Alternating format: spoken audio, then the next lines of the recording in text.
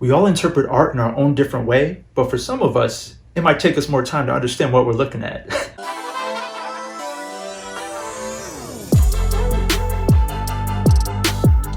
Before we kick off this review, my name is Chris and thank you so much for watching. I appreciate it if you hit that like button, and if you're new to the channel, hit that subscribe button.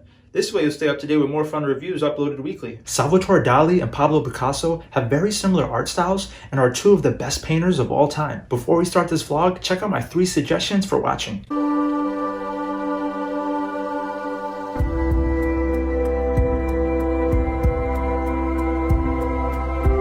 I hope you enjoy the vlog and make sure you stay after to learn more about Dali and Picasso along with my overall review of the Dali Museum. Let's go.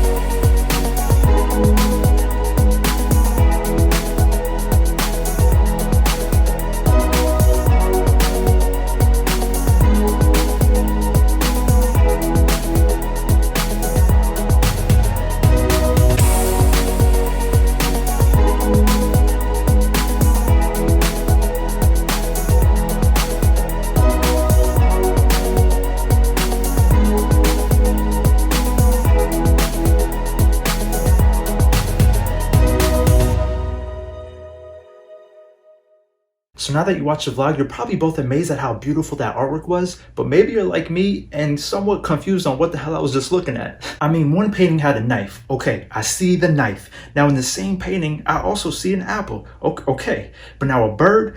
What the bird got to do with... Hold up, are those someone's titties? I mean, hell no. I mean, I understand, like, I just can't figure this out. I need time, and I don't have time to figure this out. In all seriousness, his paintings are very complex and detailed, and they're truly impressive to look at. Don't get me started on Picasso, okay?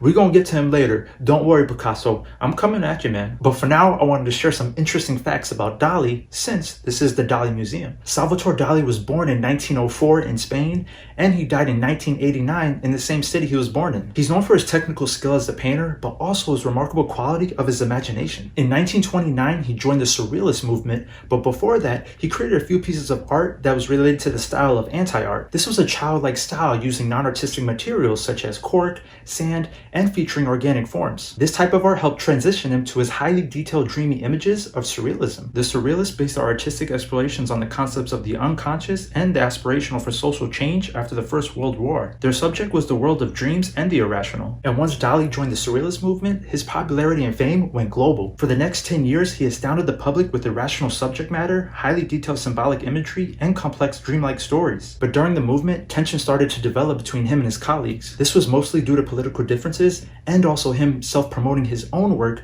rather than the collective work of the group. And then the group was eventually severed by mutual agreement. Now in the 1940s is when he started to brand himself as a classical artist. This is where he turned to the Renaissance for inspiration while addressing contemporary concepts. The shift from surrealism coincided with his renewed interest in Catholicism, where he started to include more spirituality, science, and religion into his art. He then started to create these monumental canvases, approximately one per year, and this would summarize the year's interests. These large canvases became known in the museums as masterworks, and they eventually developed into becoming epic stories of history. Now Picasso was actually 23 years older than Dali, and Dali always looked up to him, but what's cool is that they eventually were able to meet each other. The Dali Museum always has these amazing temporary exhibits, and the exhibit that was shown at the time when I visited was Picasso and the Allure of the South. The special exhibit included nearly 80 paintings, drawings, and collages, most never seen before in the US, plus there was 45 historical photos of him. Most of his innovative art can be traced to the geographic and cultural zone near the French and Spain border. These pieces of art were created while he was in the mountain towns of northern Spain, along with the Mediterranean coast of France. Here is where he made many of his contributions to modern art. This included paintings that showed the drama between male and female attraction, music, poetry, and animals. But just to slightly complain, alright, I said I was gonna come at Picasso, here we go. This is just my opinion, alright, but check it out. I've always heard of Picasso, as I'm sure all of us have, obviously, but it's been about a couple of years since I've looked at his work. So as I'm going through the exhibit, I really enjoyed the paintings, don't get me wrong. I love the colors in most of the paintings, but when it comes to the sketches, there were a few sketches I was like, hold up. Is that what we're calling art? My man literally drew a few lines and shapes on a piece of paper and named it Woman in a Chair. I gave it a few minutes. I'm looking at it, right? Because I just could not see no woman or no damn chair. Let me know where the damn woman at, where the chair. If she's sitting in the chair, let me know. But what I've learned from the Dali Museum from both of these artists is to have patience and appreciate the art in front of me, even if I don't understand it initially. Picasso also got involved with Cubism in 1914, which is a very fun art style as you saw from the vlog.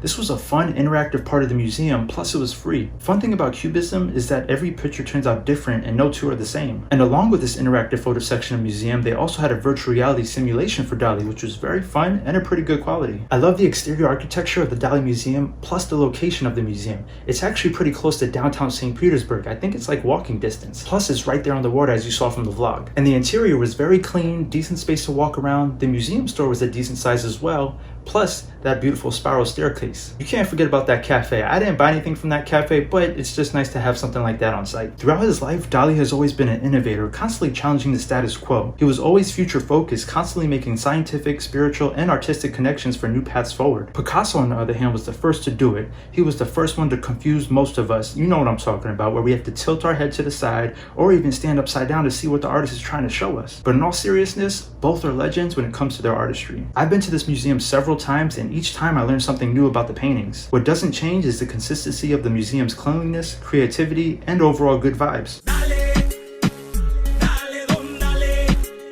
If you enjoyed this video, make sure you hit that like button. And if you want to see more, just subscribe. If you want notifications for new uploads, hit that bell icon. Also, if you could share this video with your family and friends, I would greatly appreciate it. Thank you for watching. I'll see you all on the next one. Peace.